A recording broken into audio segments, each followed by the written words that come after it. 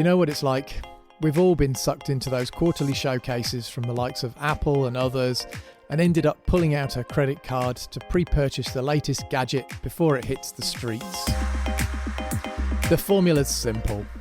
Great demos close sales. You want to showcase your product in the best light and have your audience care about what you're offering. But the trouble is that creating a great demo is time consuming and you need to have some core knowledge. That's where storytelling can simplify the process. In today's episode, we're going to show you how to weave a narrative around your product. A story that uses demonstration to show how your product solves a problem in a way that resonates with your audience.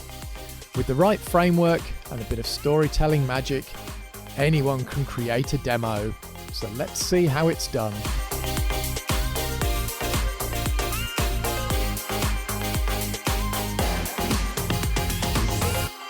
Hi there and welcome to the Authentic Marketing Podcast in association with Demodia. I'm your host, Simon Harvey, and joining me as usual is my co-host, Daniel Kleber. Hi there, Daniel. Hello, Simon. Hi, listeners. So, Daniel, exciting day today. So, as you know, I'm a real Apple fan, and they've got their Worldwide Developers Conference coming up in the next couple of weeks, so I'm really looking forward to that. So it's that time of year again. Yep, indeed. Yeah, I know you're following every single release on Apple's side, and you must be counting the days until the Developers Conference. Mm-hmm. I know the world would end if you missed that. Well, it wouldn't be quite that bad, yeah. I know I'm a reasonable fan, certainly. I do have quite a few Apple products, I would definitely say that. For those that aren't quite such big fans, though, Apple have several big events each year. You know, they announce their products, the latest stuff that's coming off the software line or their product line. And they talk a lot about the new features and capabilities that those things are going to have. So for somebody like me, it's a little bit like Christmas. You know, it's like waiting to see what comes out of the presents, or waiting to see what comes out from under the tree and where I can spend my money next. Don't forget to leave the milk and the cookies. Yeah. I actually have a picture of you in my head waiting in front of the big Apple store in Zurich to open up their doors so you can rush in and spend your hard-earned money. Maybe not quite that this time, but yeah, it's getting there. But, I do agree that Apple does a great job at presenting their new products. They always put on a great stage show with lots of fancy graphics and product videos. Yeah, you're absolutely right. They've got to spend a fortune on stuff like that. But when you're Apple, I guess that's not such a big problem, really, is it? I do think, though, Apple's done a great job of building up the brand over the years and building up all the followers. And, they come up with fantastic, stunning presentations year after year. And they've got a really good style for doing that. But one thing, though, I'd say that as we're talking about demos in this series, I really don't think that they're the ones that most of our listeners should actually be copying or should actually be taking their ideas from unless they're already very well established. Mm-hmm. And there's a good reason for that. So if you go back to when Apple was struggling more and when they were trying to build the new product line, in fact, do you remember that? Are you even old enough to remember that? Do you remember the launch of the iPod? Well, I was kind of 4 years old at that time. But I have to admit, it definitely changed my life to the better. God, man, how old are you? You make me feel old. Yeah, but no, it was certainly something that did change the world back then. And Apple was in a completely different situation then. They'd had many failed product releases and didn't really have interested buyers. They needed to be more careful about the way that they presented their products. So for those that aren't old enough to remember, when they announced the iPod, they said this. They said it's 1,000 songs in your pocket, and now you can carry a whole music library with you wherever you go. That statement, or those couple of statements, were really essential. The problem was back then that MP3 players that were around at the time were these little, USB thumb drive type things, and they really could only store 20 or so songs on a device. So if you wanted to have more songs, you needed to update your library every day. And, that one demo and those one sort of statements turned out to be the most important in the company's history. So you're telling me that people were carrying around computers before? Yeah, we weren't going quite that far, but they were a little bit smaller. So They clearly pointed out the problem that they were solving with their new product during the demonstration. Yeah, and then that's the key thing. They focused on the problem inside there. You can carry around your whole music library. You don't have to spend all day uploading and focusing on just those 20 songs. Yeah. But you know, I see so many companies messing up their product demos. They get caught up in showing off all their fancy features and using all sorts of technical language and jargon that nobody can understand. And they don't even bother explaining why any of it really matters in the first place. So, if you're giving a product demo, you need to make sure you're not just showing off features for the sake of it. Make sure you're demonstrating and talking about how your product makes a real difference in people's lives. Yeah, you're absolutely right. People buy when they read or hear the words that make them want to buy. So it's essential that you incorporate those into your demo. The other problem, though, that I see just as often is a lack of planning. So many demos just send me to sleep because they weren't planned. Nobody thought about exactly what they were going to talk about and how they were going to present that. It's just a feature dump with no structure. So a great demo is all about showing the right things and not overloading your audience with everything that your product can do. So, example I give quite often when I'm talking to customers, imagine you're trying to carry pints of beer. I'm sure you're familiar with that. Oh yeah, definitely. And I'm talking about proper English pints of beer here, the large glasses, no handles, not like these little tiny Swiss glasses. So each point that you talk about in your demo is like giving you a pint of beer. 1 pint is fine. You can pick up that, you can carry it, you can hold it, you can walk across the bar without spilling anything. 2 pints of beer, yeah, you can probably manage that without spilling anything too, without an issue. That's like giving them 2 things to think about, 2 demo points to consider in there, 2 features, something like that. But the thing is, the third one, now you're starting to have problems. It starts to get a little bit more tricky. You're starting to spill stuff, and if it's busy, there's other stuff going on in the room, you're less likely to get there without making a mess. But if you've got 4 pints, give them 4 bits of information. What's going to happen? You just end up with a sticky mess on the floor, basically. And that's exactly the same as you go through demos. You get to that point where they're just like, God, what is it that they've shown me? And you forget everything. You don't just forget the last thing that was shown, you forget the whole lot. Well, I think I could carry 4, but I get the point that you want to bring across. Overloading your audience with information about your product or service will end up in a mess, right? Yeah, absolutely. Yep. But here's the thing. If you want to sell your product, you need to make people care about it. Yep.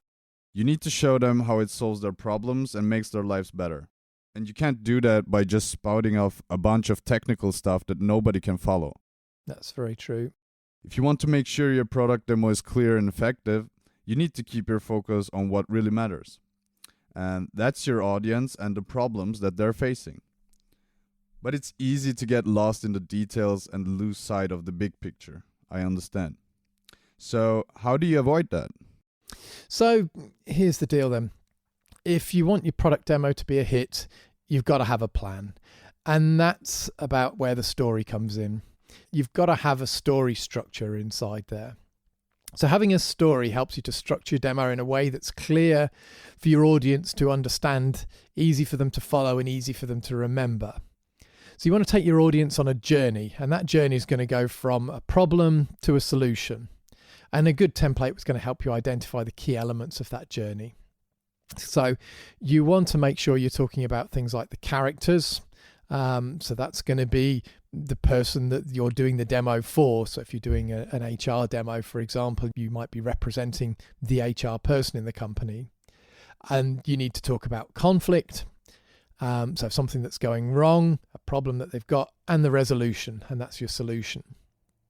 So with a structure like that, you can craft a narrative that's both informative and entertaining. But here's the real magic, though, with the storytelling template. It keeps you on track. So when you're giving a demo, it's easy to get sidetracked. It's easier to overwhelm your audience with cool features and functions and all of those sorts of things. But staying focused on the story will help you to carry on skipping some of the things that don't matter and focusing on the things that do matter. And that means your audience will walk away with a really clear understanding of what your product is and more specifically how it's going to help them to solve that particular problem that they're looking for a solution to. You know, I always ask myself why I was able to remember every single movie that I watched since I was a kid, but I wasn't able to remember what my teacher told me 5 minutes ago. Yeah. I think we all have that problem. Yeah. But yeah, it's definitely the stories that's behind the ideas. And that's a really simple way to build demos that interest people. We've got a great story-based structure for product demos that's easy to use and always delivers great results. And guess what? Anyone can use it to create an Apple-level demonstration that blows minds. So let's take a closer look.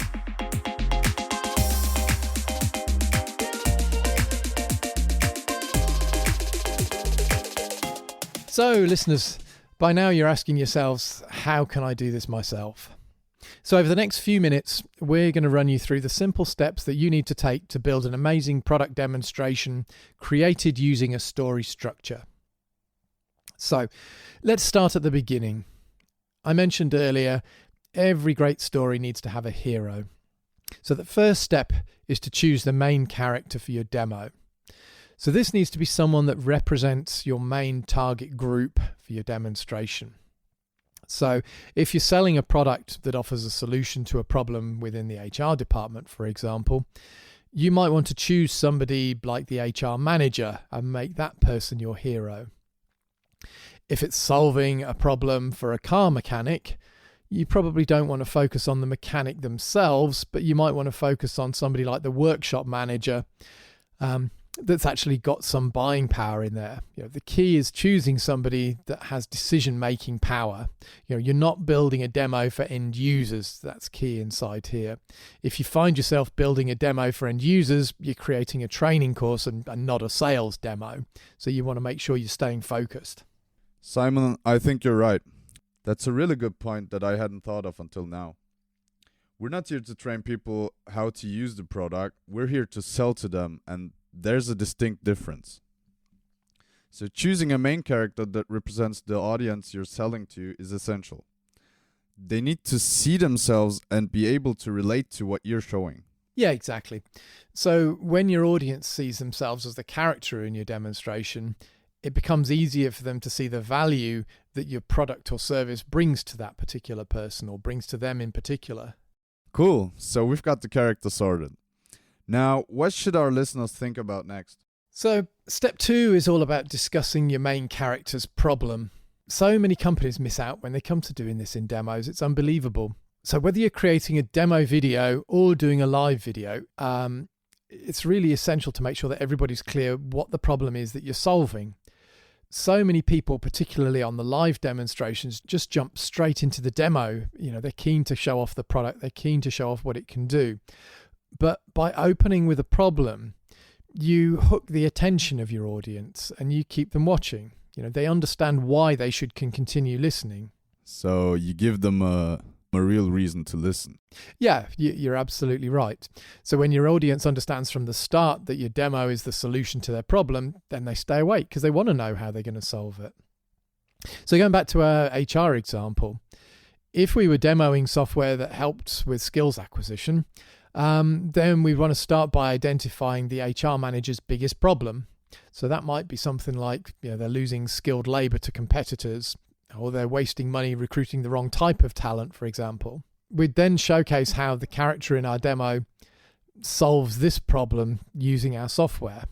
So for all you listeners out there, it's very important to make sure you highlight the problem that your audience is facing and then show how your product or service can solve that problem.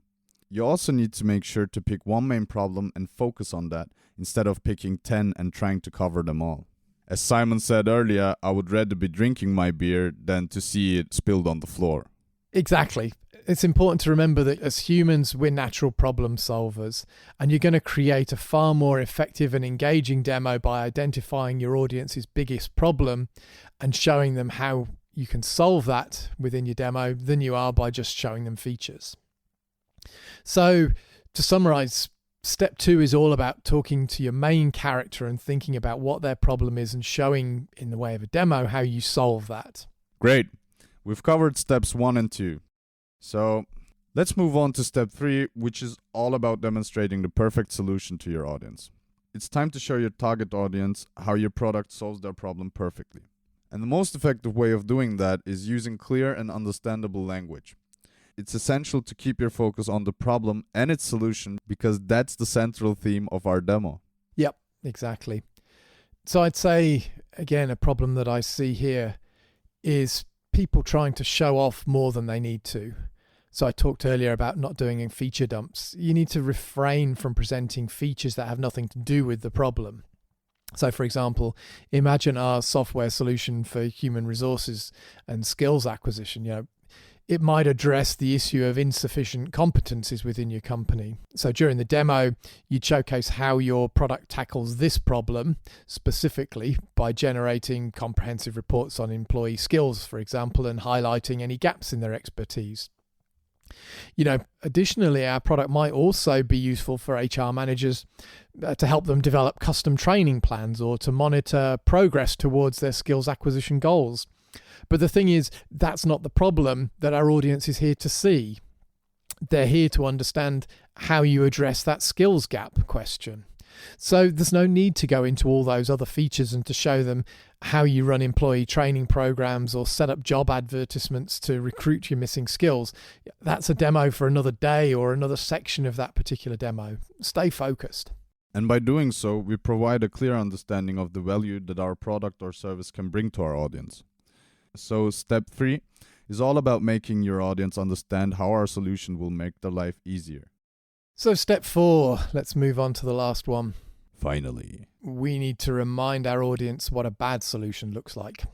So the fall from grace. This is a popular concept in film narratives because it shows how far a hero might fall or how much they can fail within the story.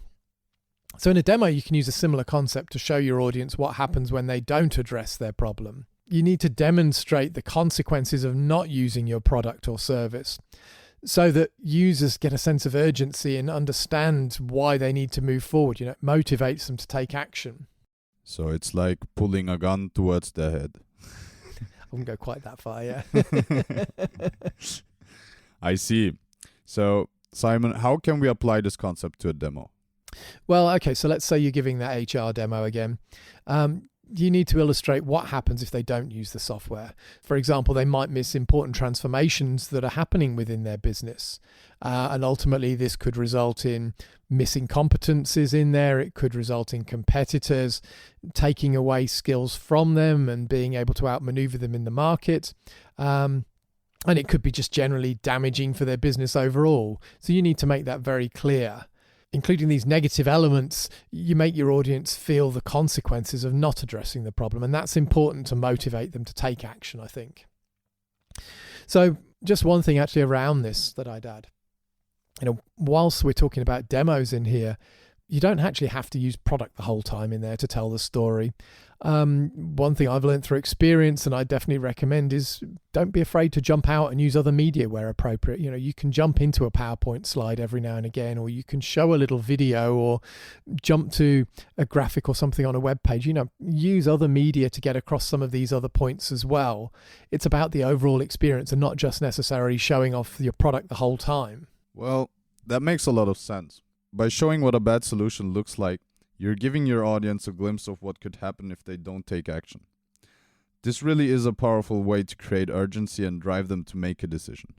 So let's move on to step 5, and this is all about the business transformation. So at this point, it's all about showing your audience the success they'll achieve after they've used your product. You want to clarify how much better their lives are going to be once they've used the product and once their problem is solved. So this again can be something that you're doing outside of the demonstration itself, but it should be something that's concrete and precisely describes the benefits that they're going to get from your product or service. So it's like in films where you show the happy ending at the end of the story. All right, that makes sense. That's the final step in giving the perfect demo in our framework. But there's something more you need to remember. The final step, and the one to never forget, especially if this demo is for use in a video. The call to action, or CTA. After you've shown the main character successfully resolving their problem, you want to call your customers to action so they start to do business with you and solve their problems. And that's a very important step. Yeah, I think that's really important. And as you mentioned, I think it's especially important if the demo is going to be used in a video. If it's a demonstration that you're doing yourself, maybe it's a little bit less important because you've got control of the situation and the meeting. But if it's something that the user is running on a website or it's a click tour type demonstration, you need to remind them how they can do business with you. That's really essential. Definitely, yeah. So there you have it. 5 steps to creating the perfect demo.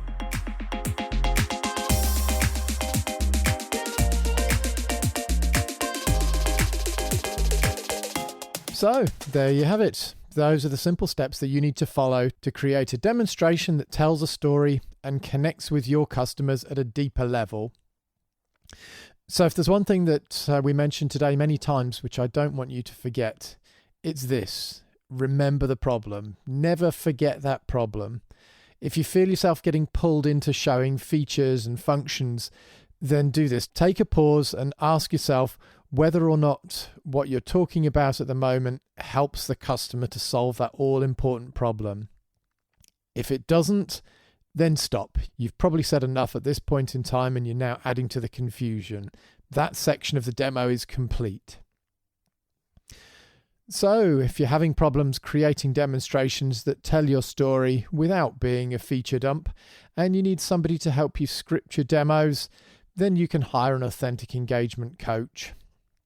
Just go to demodia.com to hire a coach that will show you how to increase the effectiveness of your product demos and give you an easier way to grow your business.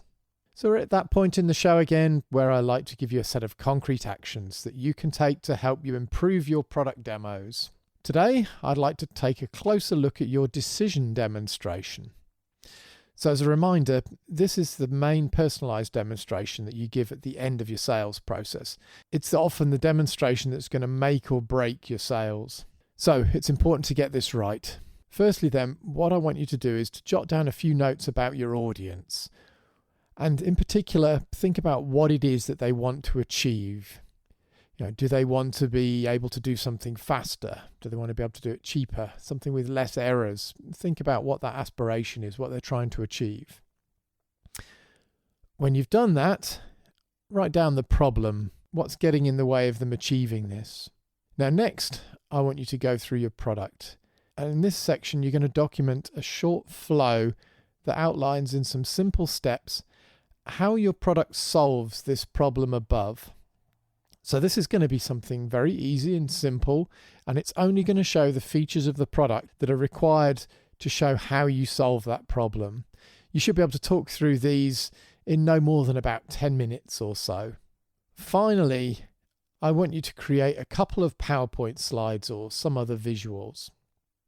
So in the first of these, you're going to highlight what things will look like if your customer fails to act on what you're showing them. So in other words, if they don't do anything, if they carry on doing things the way that they are at the moment, what's the world going to look like for them? Often there's things like legal regulations perhaps that they might fall foul of. There may be competitors that are coming into the market and doing things differently, and they may be going to take over some space. You need to make those sorts of things very clear to your customers, because without some sort of reason to act, they're not going to. The second slide I want you to create is going to illustrate how your solution will transform their business. So you've shown technically how you're going to do this, but now is your chance to speak to the instinctive side of the brain and talk to them about exactly what they should expect to achieve from a business results perspective. You want to talk about things here like savings, reduced risks, or things that are going to improve their general standing in the marketplace. To help get you started, we've put together a demo script canvas, and you can download that using the link that's shown in the show notes. So by following these steps, you're going to create a set of powerful and effective demos that will help you showcase your product or service to its best extent and close deals faster. That's all for today's episode of Authentic Marketing, everybody. Thanks very much for listening, and don't forget to bookmark the podcast and follow us on LinkedIn. We love to hear what you want to know and how we're helping your business succeed. I'll see you next time.